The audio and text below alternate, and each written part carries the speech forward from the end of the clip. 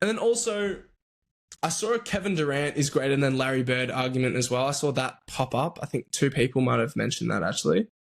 And to me, I just want to quickly hit that off as well. I don't really see, I mean, even when we are reviewing talent and like, you know, skill does have to be set aside. Like when we're talking about raw skill because of error context. I'm going to keep bringing up probably this entire, like I'm going to do a big man version of this as well, but error context is very important for this. But Larry Bird is arguably the most portable player of all time. And like, we've never seen someone this portable. And like, it comes from a play style point of view. It's not just the skill set and what he could do on the floor. It's like how he could actually mold into different types of play styles for a team. He didn't need the ball in his hands as directly as what a prime LeBron James did need to carry a team. And that's why Larry Bird may be the ultimate floor and ceiling raiser for a basketball team. I mean, maybe Michael Jordan's up there too for that. I don't know. Whatever you want. But also, like, we're talking about, like, so first of all, that point that I just made, that stems from the versatility of your skill set and the versatility of your instincts on both ends of the floor.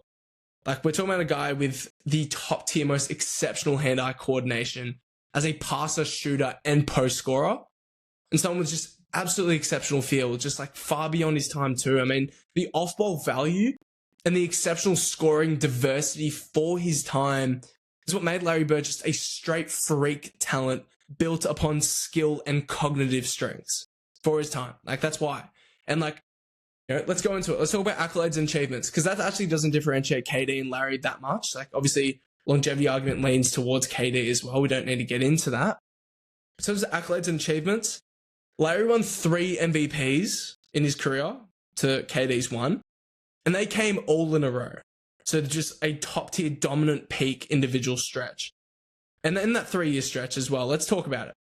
He averaged 26 points, 10 rebounds, and 7 assists with nearly 3 stocks a game on 50, 39, 89 splits in the mid-80s. He claimed 3 titles and reached 5 finals, and he won 2 finals MVPs in that career too.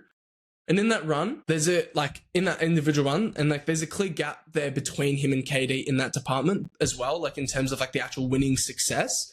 Obviously, I said like it's fairly close, but Larry won more in his career, and he did it in probably more impressive fashion too than what KD did. I know, like, obviously, like, people are going to have a problem with how KD won his championships. That does play into this argument for me as well here.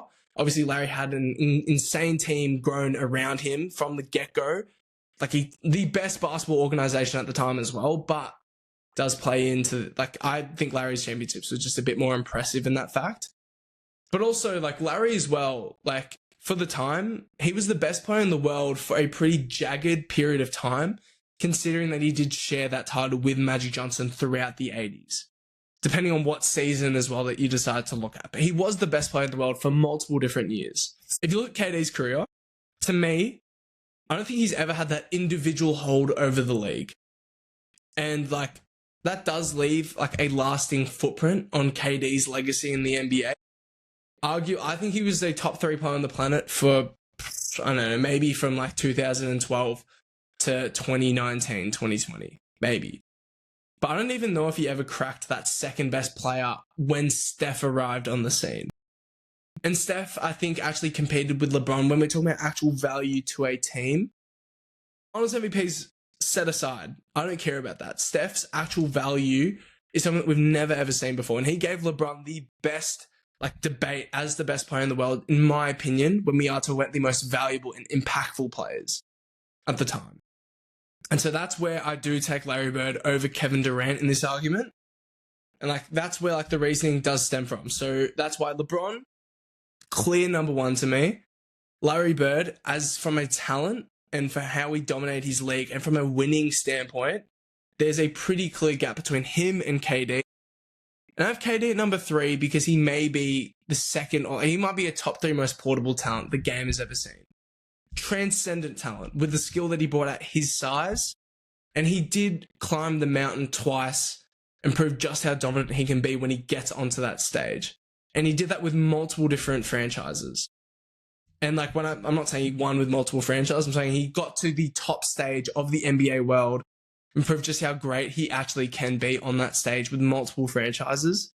And his longevity as well gives him a leg up, especially over guys like Julius Erving too. And obviously air attacks comes into it there as well. And then Scottie Pippen as well, one of the greatest winners of all time, didn't have anywhere near the direct load, which to be honest with me does count a lot in these debates. But obviously for the small forward list, my honorable mention was obviously Kawhi Leonard. But at the moment, at this point in time, while Kawhi's still got time to add to that resume, I don't know how much time he's got left in this peak period of time. But Kawhi does rank at the honorable mention section of that small forward list.